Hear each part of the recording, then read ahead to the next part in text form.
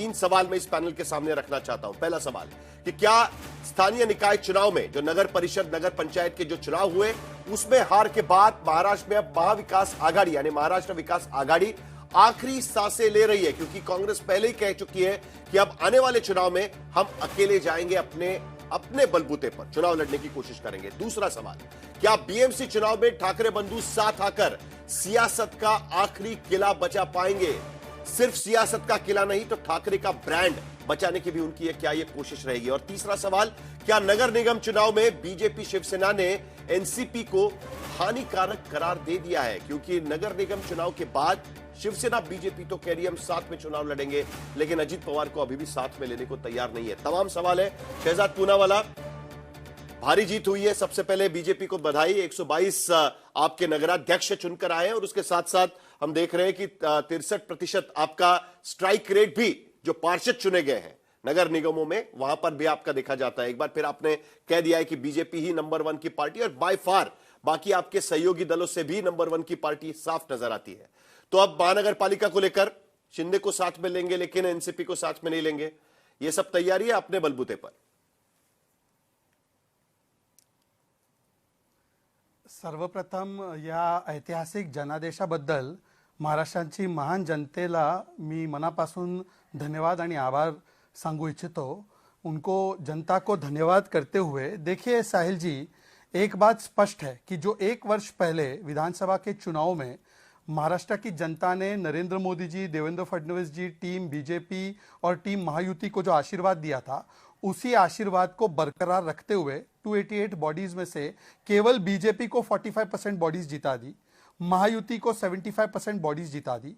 इसमें 2-3 संकेत छिपे हुए। एक, पिछले एक वर्ष से जो हमारी सरकार चल रही है और जो फडणवीस जी की लगातार सरकार चलती आ रही है और जो टीम बीजेपी का कार्यक्रम है और जिस प्रकार से केंद्रीय नेतृत्व हमारा नरेंद्र मोदी जी, नितिन नवीन जी, अमित शाह जी, नड्डा जी, नितिन गडकरी जी, राजनाथ जी काम करते हैं संगठन के रूप से भी और सरकार के रूप से भी, जनता उससे केवल संतुष्ट ही नहीं बल्कि हमारे सकारात्मक मिशन और विजन के साथ जनता जुड़ी हुई है। एक तरफ तो आपने देखा मिशन और विजन वाले काम करते हैं तो कैसे एक साथ आते हैं, चुनाव लड़ते हैं और अभी हमने आपको उदाहरण दिया है। और दूसरी तरफ क्या है, no mission no vision, only confusion, only position के लिए, एम्बिशन के लिए लड़ाई और ऑब्सेशन और तुष्टीकरण। और इसीलिए जनता ने इस प्रकार के नकारात्मक संगठन को या नकारात्मक जो अलायंस है इसको बार बार रिजेक्ट किया है। आप देखिए, जब इनको विधानसभा में हरवाया चुनाव जनता ने तो तब भी वो कुछ नहीं सीखे, अभी भी वही राजनीति पे अटके हुए हैं। और मूलतः अगर आप देखेंगे, हमारा एक कॉमन प्लैंक है, सुशासन का कॉमन प्लैंक है, गुड गवर्नेंस का कॉमन प्लैंक है, एकनाथ शिंदे जी के साथ हमारा हिंदुत्व पे कॉमन प्लैंक है। पर यहां पर देखिए क्या कॉमन है, यहां पर आप पूछे ना, आज जो ट्रिपल तलाक हो चुका है, पता नहीं आनंद दुबे जी जो वो काजी है जिन्होंने, बता रहा हूं ना, वो भी है, बता रहा हूं, सब बता रहा हूं, एक एक करके बता रहा हूं। पहले तो मैं इंतजार में हूं कि जो उद्धव सेना की तरफ से आनंद दुबे जी आए हैं, अब पता नहीं वो पैनल ज्वाइन कर पाए कि नहीं कर पाए, मतलब करेंगे ना, पहले ही 3 तलाक दे दिया। और वैसे भी इनका गठबंधन जो है, वैसे तो marriages are made in heaven, पर ये कहां पे ये मैरिज बनी हुई थी पूछे ना। सावरकर जी के विषय पर कुछ कॉमन है? नहीं है। हिंदुत्व के विषय पर कुछ कॉमन है? नहीं है। जो बाला साहब ठाकरे जी कांग्रेस के लिए बोलते थे, सोनिया गांधी जी के लिए बोलते थे, उसमें कुछ कॉमन है? नहीं है। तो ये अननेचुरल अलायंस था स्टार्टिंग से, और जब ये लोग साथ में आए तो एक रह भी नहीं पाए। और इसीलिए आज उद्धव ठाकरे जी की पार्टी ने कांग्रेस से किनारा किया और कांग्रेस भी बोल रही है कि अब आगे के चुनाव हम अकेले लड़ेंगे। दूसरी बात, कांग्रेस, जैसे अब आपने बोला कि अजीत दादा पवार के साथ हमारा क्या रिश्ता है, देखिए हमारा कुछ आइडियोलॉजिकल बेसिस पे एक फर्म अलायंस होता है, जैसे एकनाथ शिंदे जी के साथ हमारा आइडियोलॉजिकल अलायंस है, बहुत पुराना है। और कुछ अलायंसेस हमारे स्ट्रेटेजिक और टैक्टिकल होते हैं जो अजीत दादा पवार के साथ, ये फडणवीस जी ने पहले भी समझाया। पर मैं पूछना चाहता हूं कि कांग्रेस और उद्धव सेना का ना आइडियोलॉजिकल है, ना स्ट्रेटेजिक है, ना टैक्टिकल है। मैं आपको उदाहरण देता हूं। अब देखिए 10 सेकंड, हाँ मैं 10 सेकंड, चलिए 10 सेकंड, क्योंकि बहुत सारी बातें करनी है हमें और थोड़ी बातें बता के रखिए, अपने को बहुत बड़ी चर्चा करनी है। आनंद दुबे आ गए, देखिए आनंद दुबे सुनिए, आपको जवाब देना है इसका। बार में सारी बातों का देखिए, नहीं, आनंद दुबे जी तो अब बेचारे क्या जवाब देंगे। मैं तो उनसे पूछना चाहता हूं कि उनके नेता है संजय राउत। अब संजय राउत अभी भी डिल्यूजन में है, वो बोलते ईवीएम से हम हारे। अब महेश चौहान जी है, अच्छे भले व्यक्ति है, उनकी पार्टी बोलती है, सुप्रिया ताई ने बोला है कि ईवीएम को दोष नहीं देना है। अच्छा, कांग्रेस की प्रॉब्लम क्या है? अब चित्रा जी भी बैठी है, कांग्रेस जो है उसकी जमींदारी चली गई है, पर अभी भी वो जमींदार मोड में, ये शरद पवार जी ने बोला था। अब बंगाल में उन्होंने लेफ्ट को छुआ, लेफ्ट समाप्त। आरजेडी को बिहार में छुआ, आरजेडी समाप्त। उत्तर प्रदेश में 2017 में अखिलेश जी को छुआ तो अखिलेश जी समाप्त। अभी और किस किस को छूकर समाप्त करने, दिल्ली में आम आदमी पार्टी को छुआ था तो वो समाप्त। तो कांग्रेस एक नॉन परफॉर्मिंग एसेट है। मुझे और जहां राहुल गांधी कहा ने कि टच किया किसी को, वो भस्म हो गए। इस नतीजे से शहजाद, इस नतीजे से आपने कहा, जल्दी से मुझे संक्षेप में 20 सेकंड में जवाब चाहिए। इस नतीजे से आपने कहा कि कई सारे संकेत मिलते हैं। एक संकेत तो मुझे भी मिल रहा है, क्योंकि जैसे ही ये नतीजे आए मैं सोचने लगा, 2 महीने पहले गृह मंत्री अमित शाह महाराष्ट्र में आए थे और तब उन्होंने एक भाषण दिया था कि अब महाराष्ट्र में बीजेपी को किसी के भी बैसाखी की जरूरत नहीं है। अब इस चुनाव के नतीजों के बाद, क्योंकि ये जो चुनाव लड़े गए वो अलग अलग लड़े गए, आपके लोगों ने भी शिंदे की पार्टी के खिलाफ, मतलब शिवसेना के खिलाफ, एनसीपी के खिलाफ चुनाव लड़े हैं। ऐसा नहीं है कि आप गठबंधन में चुनाव लड़ रहे थे। तो अब तो यह साबित हो गया ना, बिना किसी बैसाखी के बीजेपी 50% सीटें महाराष्ट्र में जीत सकती है स्थानीय निकाय चुनाव में। इसको भी संकेत मान ले हम। ऐसा है साहिल जी, ये पूरी जो जमात और मंडली है कि भारतीय जनता पार्टी अपने सहयोगियों का सम्मान नहीं करती, सहयोगियों को धोखा देगी, ये बिहार में भी बड़ा नैरेटिव चलाने के लिए बहुत सारे लोग बहुत अति उत्साहित थे। नीतीश जी को मुख्यमंत्री हैं। मैं आपको बता रहा हूं आपको कि क्या उसका स्टेटमेंट है, मैं संकेत लूं क्या? मैं भी आपको क्या कह रहा हूं। नहीं, मैं आपको बता रहा हूं ना क्या संकेत लेना, मेरी बात तो सुनो। और उस समय पर भी बिहार के चुनाव से भी पहले नड्डा जी के स्टेटमेंट को, अमित शाह जी के स्टेटमेंट को तोड़ मरोड़ के बताया गया कि देखो ये लोग जो है नीतीश जी को धोखा दे देंगे।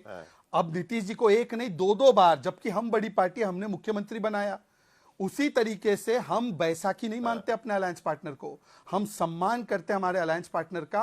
और इसीलिए जिस प्रकार से हमने यहां पर भी मिलकर चुनाव लड़ा है, या जहां पर भी हम चुनाव लड़ते हैं, हम अपने सहयोगियों का सम्मान करते हैं। पर दूसरी ओर मैं पूछना चाहता हूं, बैसाखी कौन अपने आप को मानता है? अब ये गठबंधन पर मैं आऊंगा दोबारा, क्योंकि मुझे उसको रिविजिट करना पड़ेगा, क्योंकि अब 29 जगह पर महानगर पालिकाओं के चुनाव होने, 29 महानगर पालिकाओं में चुनाव हो रहे हैं। जो अभी चुनाव हुआ उससे भी बड़ा चुनाव महाराष्ट्र में होने जा रहा है 15 जनवरी को। तो वहां पर के अलायंस पर भी हम बात करेंगे, लेकिन शुरुआत करेंगे आनंद दुबे जी। आज कोई कविता आपके पास है? उस दिन तो आप बड़े कांग्रेस को लेकर कविता सुना रहे थे, अब आप अपने हाल को लेकर ही सुनवा दीजिएगा, क्योंकि आपका स्ट्राइक रेट तो नंबर 5 पे चला गया। इसमें आप कहीं सपने पाल रहे थे कि देखिए एकनाथ शिंदे बीजेपी के अलावा कुछ भी नहीं है, लेकिन आज नंबर 2 पर एकनाथ शिंदे यहां पर नजर आ रहे हैं बीजेपी के खिलाफ चुनाव लड़कर। आज भी कुछ आपको कहना पड़ेगा। साहिल भाई नमस्ते। देखिए, जब हम राजनीति और सामाजिक जीवन में काम करते हैं और चुनाव में आते हैं, युद्ध में आते हैं, तो या हार होगी या जीत होगी। लोकसभा के चुनाव में हमने बहुत अच्छा प्रदर्शन किया, विधानसभा के चुनाव में हमें एक हार का सामना करना पड़ा।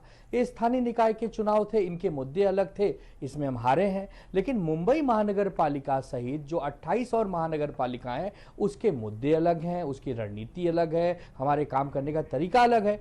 15 जनवरी को हम पूरी कोशिश करेंगे कि हम खोया हुआ जन विश्वास जनता के सामने जाकर फिर जीतें, और 16 जनवरी को जो नतीजे हैं वो चौंकाने वाले हों। ये तो होता है, लेकिन भारतीय जनता पार्टी के नेता और प्रवक्ता भी कह रहे थे तो याद आ गया कि जंगल में जब हाथी चलते हुए कमजोर हो जाता है तो खरगोश उछलकर उसका कान काट लेता है। अरे शिवसेना थोड़ी सी कमजोर हुई है तो अब क्या भाजपा हमको ज्ञान देगी? भाजपा से ज्ञान लेने की आवश्यकता नहीं है। शिवसेना कमजोर हुई है, खत्म नहीं हुई है। मैं घायल हूं इसीलिए घातक हूं, ये जो पिक्चर में डायलॉग है धुरंधर का, ये हमारे ऊपर है। हम घायल है तो ज्यादा सावधान रहिए, क्योंकि हम घातक होंगे। और ये जो लड़ाई है ये आर पार की लड़ाई है, ये मुंबई को बचाने की लड़ाई है, मराठी मानुस की लड़ाई है, ठाकरे ब्रांड की लड़ाई है। और इस लड़ाई में हम अपना सर्वोच्च बलिदान करेंगे, अपनी पूरी ताकत से आएंगे और मुंबई करो का वो जो विश्वास हम पर 30 वर्षों से लगातार है, उसको फिर से जीतकर मुंबई महानगर पालिका सहित बाकी 28 महानगर पालिका में अपनी सत्ता बनाएंगे। ये हो गई हमारी पार्टी की बात। दूसरी बात, अब कांग्रेस पार्टी को अकेले लड़ना है, अकेले लड़े।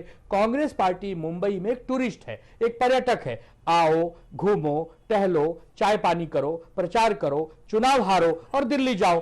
ये कांग्रेस पार्टी को हमारी सलाह है, हमारे बड़े भाई हैं तो हम तो यही चाहेंगे। तो ये हमारे घर की जो सिर्फ टॉवल है ये हम देख लेंगे। अजीत दादा पवार का जो हालत इस समय बीजेपी ने किया है या जो शिंदे सेना की हालत बीजेपी ने किया है वो भी किसी से छुपा नहीं है। तो लड़ाई वहां भी है, लड़ाई यहां भी है। वहां एक प्रकार से गुलामी है और यहां अंगड़ाई है। तो जब अंगड़ाई है तो अंगड़ाई का सामना हम करेंगे। इसीलिए हमको किसी और से कुछ समझना नहीं है। हमारा फोकस एक ही है, मुंबई को बचाना है और मुंबई को विकास के रास्ते पर लाना है। जो पिछले 4 सालों में कुशासन यहां फैला है उसको मिटाना है।